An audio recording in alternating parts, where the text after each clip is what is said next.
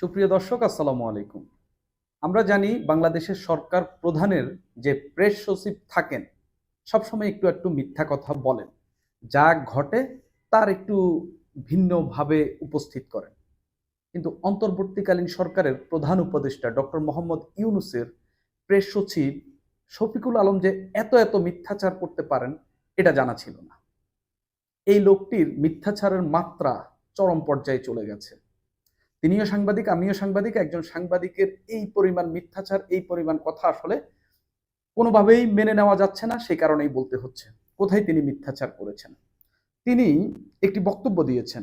বক্তব্যে তিনি বলেছেন যে মানবিক করিডোর নিয়ে যে কথাবার্তা হচ্ছে, এটা নিয়ে নাকি জাতিসংঘের সঙ্গে অন্তর্বর্তীকালীন সরকারের কোনো আলাপই হয়নি। আলাপ হয়েছে কি হয় নাই সেটা নিয়েই একটু কথা বলবো। মানবিক করিডোর নিয়ে জাতিসংঘের সঙ্গে কোনো আলোচনা হয়নি তিনি বলছেন, এই প্রেস সচিব শফিকুল আলম। তার বক্তব্য যেটা সেটা একটু শুনে রাখেন।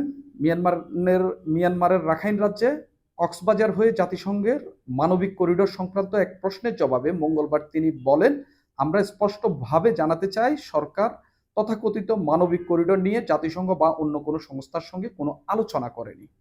আমাদের অবস্থান হলো জাতিসংঘের নেতৃত্বে রাখাইনে যদি মানবিক সহায়তা প্রদান করা হয় তবে বাংলাদেশ লজিস্টিক সহায়তা দিতে আগ্রহী থাকবে। তিনি বলছেন, আমাদের অবস্থান হলো জাতিসংঘের নেতৃত্বে রাখাইনে যদি মানবিক সহায়তা প্রদান করা হয় তবে লজিস্টিক সহায়তা দিতে আগ্রহী থাকবে। এটা কি ধরনের কথা? মানে নিজেই নিজেকে নিজের বিরুদ্ধে দাঁড়াচ্ছেন।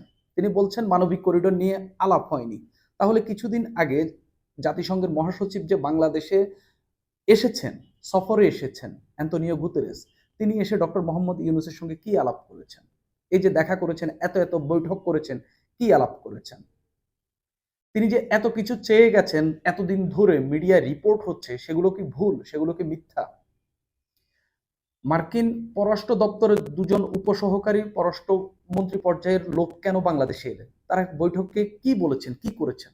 এরপরে সব বাদ দিলাম, সরকারের যে পররাষ্ট্র উপদেষ্টা তৌহিদ হোসেন, তিনি গতকালই এক বক্তব্যে বলেছেন যে বাংলাদেশ জাতিসংঘকে মানবিক করিডোর দেওয়ার জন্য নীতিগত সিদ্ধান্ত নিয়েছে।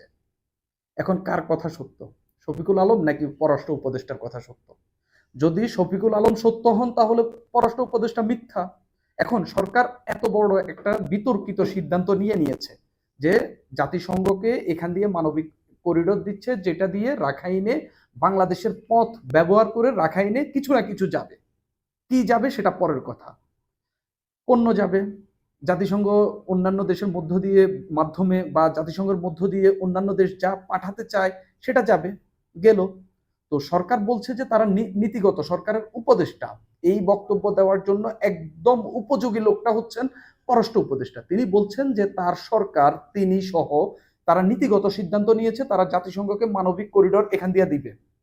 বাংলাদেশের কক্সবাজারের টেকনাফ, সেন্ট মার্টিন হয়ে যেখান দিয়ে রাখাইন রাজ্যে যাওয়া যায় সেখান দিয়ে বাংলাদেশের পথ ব্যবহার করতে দিবে, যেখান দিয়ে জাতিসংঘের মধ্য দিয়ে আমেরিকা হোক, পশ্চিমার যে কোনো দেশ হোক, সেখানে সহায়তা পাঠাতে পারবে। এটা তার সরকারের উপদেষ্টা, পররাষ্ট্র উপদেষ্টা জানিয়েছেন। এখন তিনি বলছেন জাতিসংঘের সঙ্গে কোনো আলাপ হয়নি।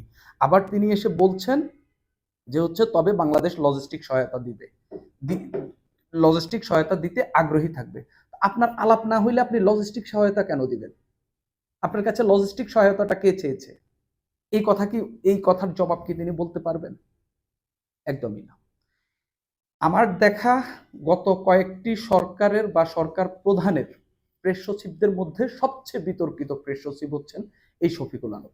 আরো অনেককে নিয়ে অনেক ধরনের বিতর্ক রয়েছে, কিন্তু এই লোকটির, তিনি এবার তার পররাষ্ট্র উপদেষ্টাকে এক ধরনের তার বক্তব্যের মধ্য দিয়ে চ্যালেঞ্জ করলেন। কিছুদিন আগে নরেন্দ্র মোদীর সঙ্গে থাইল্যান্ডে ডক্টর মোহাম্মদ ইউনূসের বৈঠক হয়েছে, খুবই ভালো কথা। বৈঠকে কি হয়েছে, যা প্রকাশ পেয়েছে আমরা দেখেছি। এরপরে বাংলাদেশে এসে বা এখানে থেকে আমাদের প্রেস সচিব বলে দিলেন যে নরেন্দ্র মোদী ডক্টর মোহাম্মদ ইউনূসকে খুবই সম্মান দেখিয়েছেন এবং সমর্থন দিয়েছেন। খুবই ভালো কথা। নরেন্দ্র মোদী আমাদের সরকার প্রধানকে, অন্তর্বর্তীকালীন সরকারকে, যাকে আমরা শেখ হাসিনাকে হটিয়ে যাকে আমরা বসিয়েছি, তাকে সম্মান দেখিয়েছেন, সমর্থন দিয়েছেন। খুবই সুন্দর কথা, বাংলাদেশের জন্য গৌরবের। এরপরে নরেন্দ্র মোদী দেশে গিয়ে কি করলেন? বাংলাদেশের যে ট্রান্সশিপমেন্ট সুবিধা সেটা বাতিল করে দিয়েছে।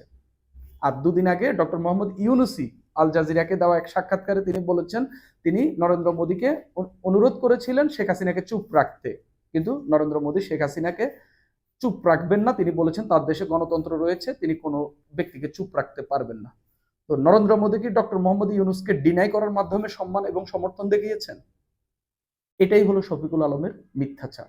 এই যে এখন নতুন করে তিনি যে মিথ্যাচারটি করছেন, যে পররাষ্ট্র উপদেষ্টা তৌহিদ হোসেন, যেটা নিয়ে খুব বড় একটি বিতর্ক চলছে, যে সরকার কি মানবিক করিডোর এই যে জাতিসংঘকে দিয়ে দিচ্ছে নাকি দিয়ে দিবে, এটা নিয়ে যখন আলোচনা চলছে এবং সরকার বলছে যে আমরা নীতিগত সিদ্ধান্ত নিয়েই নিয়েছি, এত বড় বিতর্কিত সিদ্ধান্ত সরকার নিয়ে নিয়েছে এবং যেটা নিয়ে বাংলাদেশে তুলকালাম ঘটে যেতে পারে এবং প্রচুর আলোচনা সমালোচনা যেটা নিয়ে হচ্ছে, সেটি সরকার একভাবে জানিয়ে দিয়েছে।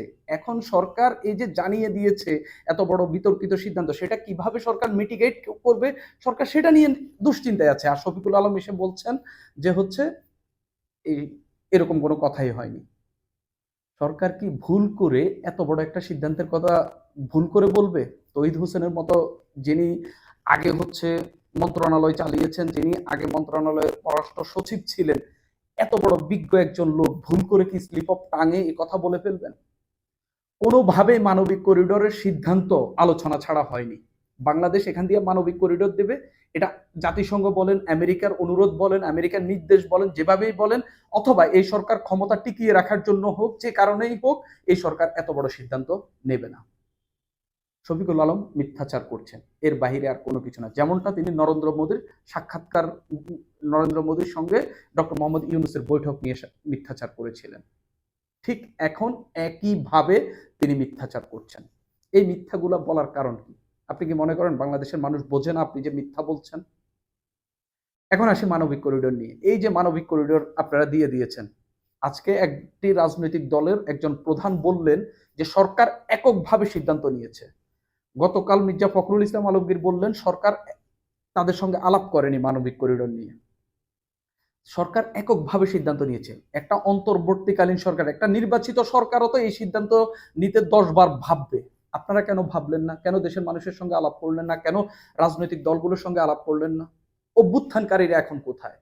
তারা কেন দেশের সার্বভৌমত্ব যখন বিলীন হচ্ছে, যখন আরেকটি দেশে যাতায়াতের জন্য পশ্চিমাদেরকে মানবিক করিডোর দেওয়া হচ্ছে, তখন কেন অভ্যুত্থানকারীরা কোনো প্রতিবাদ করছে না?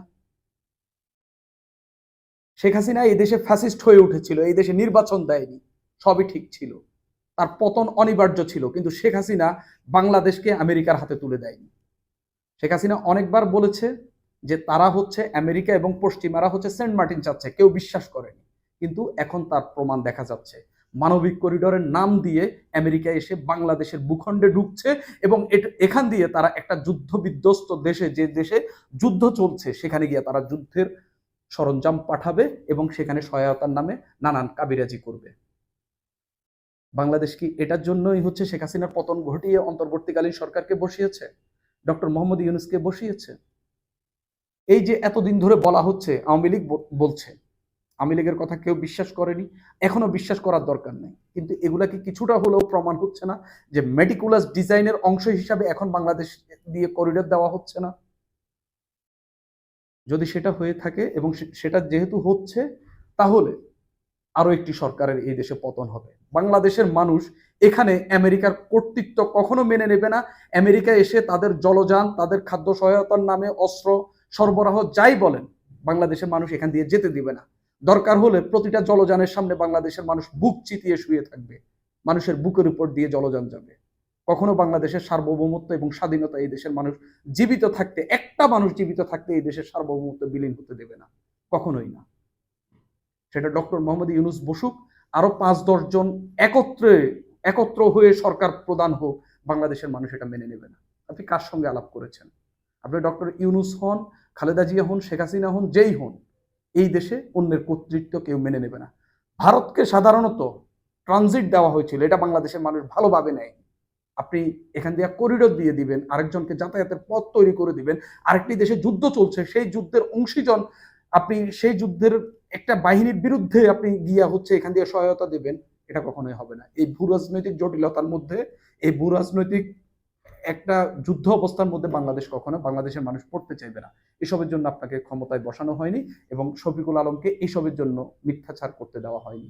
আপনি সরকারি টাকা খাচ্ছেন, সরকারের বেতন নিচ্ছেন, আমার আমার ট্যাক্স থেকে আপনি বেতন নিচ্ছেন মিথ্যাচার করার জন্য না। আপনি সরকার যেটা করছে সেটা প্রকাশ করুন ভালোভাবে। সুপ্রিয় দর্শক, আজ এই পর্যন্তই।